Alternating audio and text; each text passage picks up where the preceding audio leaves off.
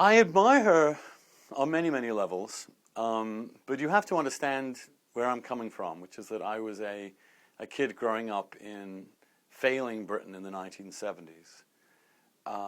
And that context makes a great deal of sense of my own political orientation, just as I think context makes a sense of all of our political orientation. There are no eternal politics. There are only temporal politics. Look, she basically came along and correctly diagnosed a huge problem with Britain's society, which is that its socialist state had become dysfunctional beyond any means of repair, that the unions had basically choked large amounts of economic activity, the private sector was slowly declining, that the public sector was growing bigger even as its efficiency was declining, and that Britain was becoming basically a free ad for Starbucks here, a Eastern European country. I think most Americans don't quite understand how far left Britain had gone. Like, vast industries were controlled directly by the government and owned by the government.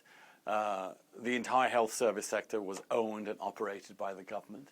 The coal, steel, whole vast tracts, automobile, were all owned by the British public, allegedly. And I think breaking that up was critical to regenerating Britain's self-confidence. Now, the unleashing of the private sector, the deregulating of markets, the selling off of public property to the private sphere, all seemed as if they had absolutely no price, really no cost at the time, except in terms of obviously the transitional costs of unemployment and of struggling. But now I think, again, from a viewpoint of 30, 40 years later, you can see that that to some extent the consequences of this policy, if continued to their natural conclusion, would have led to disaster. In fact, can be seen to have led to some sort of disaster with the credit crunch and the crisis. But Thatcher isn't responsible for that entirely. She's responsible for what she did when she did it. And to have seen someone, by force of political will, single-handedly wrest a country out of a particular pattern of decline into one that brought it back to life, for me was revelatory of what politics could do.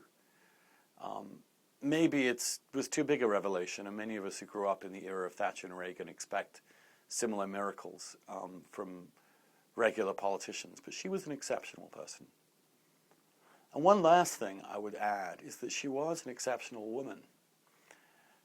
And I think one of the great tragedies is that feminism has never claimed her, just as she never claimed it.